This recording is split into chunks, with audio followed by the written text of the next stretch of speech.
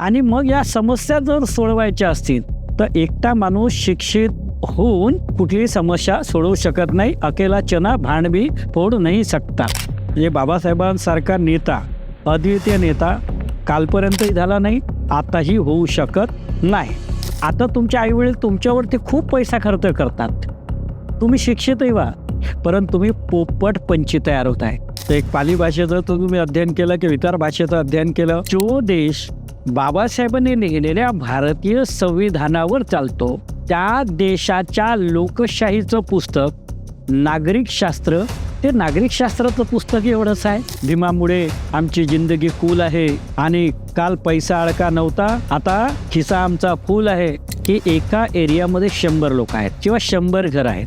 त्या 100 घरांपैकी 30% जी घरं आहेत ती खाऊन पिऊन एवढी सुस्तावलेली आहेत, नोकरी चाकरी सगळं असल्यामुळे, की त्यांना बाबासाहेबांच्या चळवळीशी काहीही घेणं देणं नाही. हा माझा स्पष्ट आणि खुला आरोप आहे.